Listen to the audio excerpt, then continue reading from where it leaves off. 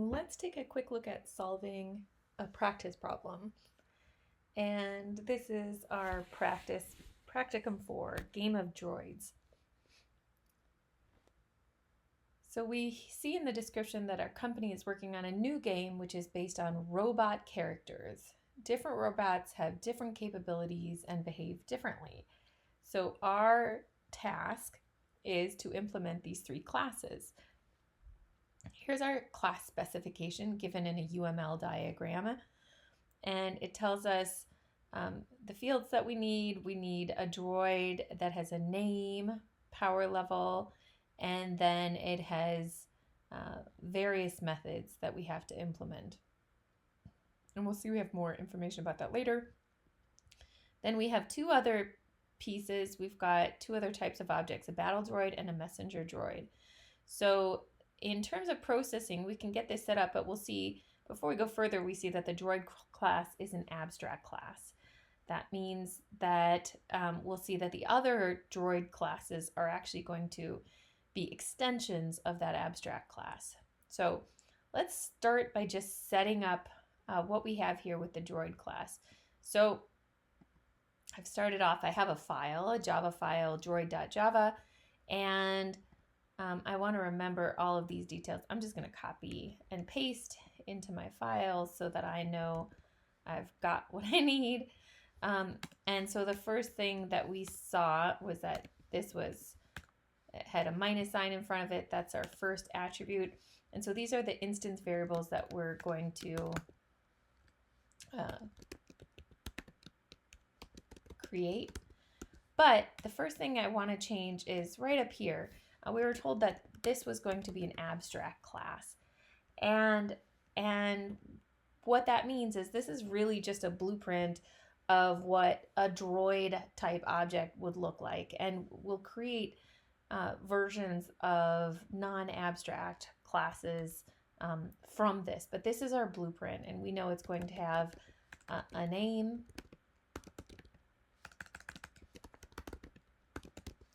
and we know that it is going to have a power level, and it's set to private because we see that minus sign, power level.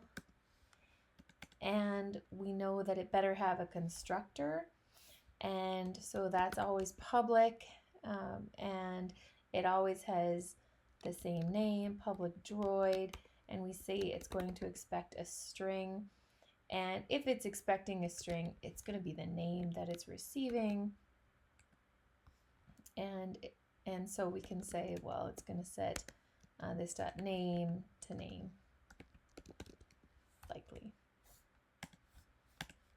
Okay, we can look at the details over in the description, but these are the things that I'd be thinking. So in fact, that is exactly what this string is doing. It's setting the name for that specific droid. We have another abstract method, meet, which receives in it a droid. And so if we go into our droid class, we can say, okay, we've built the constructor. I'm going to delete that.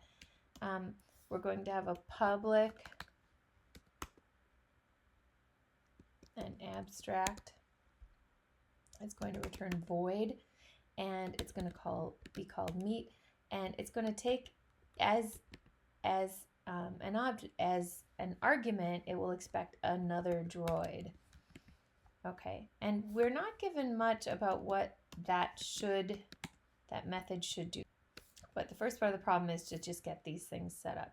So the next part of the problem is that we want to have, and so we'll just set them up right now as they're situated. So get power level.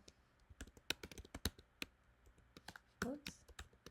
And it's going to return int, which I didn't include. Public will return int, and we won't fill that out because we have no idea what the power level is going to do until we read a little further. And for right now, I'm just going to go from the UML diagram. Next one we see is public. It's going to return void, and it's called set power level. and it takes in an integer. And I don't know what that integer is, but I think when I read the description, it will tell us more. So we'll just start like that. And same, we've got another public method. It returns a string. It's called getName. And we can see from the UML diagram that it doesn't expect any arguments. So we'll leave that as it is, and we'll go back and look at the description for each. So we dealt with that. It's an abstract method. We don't know what it does. The get power level returns the power level. So we'll take a look at our get power level. It's supposed to return an integer, so we're going to just return this dot power level. Done. Next method receives an integer that is the power, and it sets the power level to power. Okay, so we'll start with that, and then I see there's another piece there, but set power level, just so I can remember it, we're going to receive the power, and it sets this dot power level, whatever the power level is, it's going to set it to power. Okay, but there was more to it, and I couldn't remember it all. If the power is less than 0, power level is set to 0. Okay, so there's a few ways you could handle that, and functionally you could say you could do math.max of 0 and power. So if power is less than 0, it will set it to 0. If it's positive, it will become power. So that's one way to have done it. So the final method in problem 1 is getName, and it's pretty self-explanatory. We're going to return the name of the droid, but we can look at the description. It says it returns the name of the droid. So that's what we'll do. We'll return this dot name. So that's the name associated with this object. So that's it for the droid. If we go back, we'll see that we still have to fill out a battle droid and a messenger droid. And we can look at what those are, but we'll see the battle droid class. This is a type of droid. And so it has a version of a constructor class, which takes in a name, and it initializes the name instance variable and sets the power level to 100. So that's an important piece. And we know that we can set the power level of a droid because that abstract class gave us a set power level. And now here's something that the meet method is described for us. And we can see if we look at the droid class, that was set up as an abstract method. And an abstract method tells us it's part of that blueprint that says this has to exist, but it has to be defined. And so within the battle droid class, we'll have to define that, and we will. So to start this off, we start off with a public class battle droid, and we have to say it extends droid. So then there's only a few things to do, and that is we have to create, and we'll just copy and paste this into battle droid so that I can remember what we're meant to do. Let me just going to comment these so that I can see what I'm meant to do. So the first thing we need to do is create the constructor. And so that's a public battle droid. It takes in a string name. And what that does is we want to create a droid, a version of a droid, except specifically we're going to initialize the name instance variable and set the power level to 100. Okay, so the first thing it's going to do is call the same constructor of the droid class and just pass it the name. Done. And that just happens by calling super and sending it name. The other thing that we need to do, though, is take this and set the power level to 100. So that was the piece that we were told was going to happen when we created that constructor. And then we also have to set the meet method. And the way that we do that, we have a public, it returns void, and it says, let's just pull that down and see what happens. It says, if the droid's power level is greater than a 10, it attacks the droid by decrementing its own power level by 10 and decrementing the power level of the droid by 10. Okay, that's a lot to take in, but essentially what that means is we're going to make a decision based on either the power level of our own battle droid and the power level of the droid that we have. So there's a couple things that we could do. We know that our power level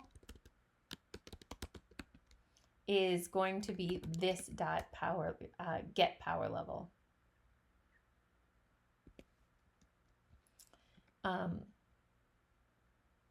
And their power level, the other droid, is this droid dot get power level. Okay, so we have us and them, and what we have to decide is if the battle droids, if our power level is greater than 10, if our power level is greater than 10, oops, parentheses, then what we want to do, it's going to attack, and it's going to do that by saying our power level, oh no, we're not going to set that. We're going to say this dot set power level, set it to our current level, minus 10, and it's going to take the droid and set its power level to whatever it was, their power level also minus 10. And that should be it for that particular one. It's a little weird. I mean, you have to think about what it means. This power level, our power level, their power level, however you want to describe that so that it makes sense to you. Okay. Finally, we have to set up the messenger droid class. And that is, again, pretty straightforward. 2 pieces. And if I go into messenger droid, actually, let's take a look at how different it is. It's very close to a battle droid. It's just a little bit different. So just making sure that I understand what it's doing. So I'm going to write it. I'm going to keep my little comments again. All right. So the first thing we need to do is note that, again, this extends the droid. It's a type of droid. And we're going to create our public constructor method, messenger droid. And this time we're going to do basically the same thing. We're going to pass it the name. Oops. That's if you do what you say you're going to do. Super name. But then we're going to say this dot set power level. We're going to set that to 20 instead of 10 as the battle droid. Then finally, we're going to override that meet method, and we'll create a public method that returns void. We pass it a droid, and this time, if the droids, again, we can get the, we can say our power level, and we'll do it again the same way. Power level equals this dot get power level, and int their power level equals droid dot get power level. Oops, I wrote set. Get power level. Okay, so this gives our respective pieces, but this time it says if the droid's power level is greater than 10, if the droid's power level, if they're, I'm thinking I might have done this wrong. It says if the battle droid's power level is greater than 10. So this time we were doing the right thing, but in the messenger, it says if the droid's power level, their power level is greater than 10. then what we're going to do, the messenger droid sucks power from that droid. So what that means is that this dot set power level, we're going to take their power level and we're going to add it to ourselves. So we're going to be our power level plus 10. And we're going to set their power level, set power level. The power level of the droid is decreased by 10 and its own power level is increased by 10. Okay, yeah, so we're going to take their power level as a starting point, and we're going to subtract 10. So we're moving all the power from the droid to ourselves, which is a little bit different than before. And that's it for the first part of this problem.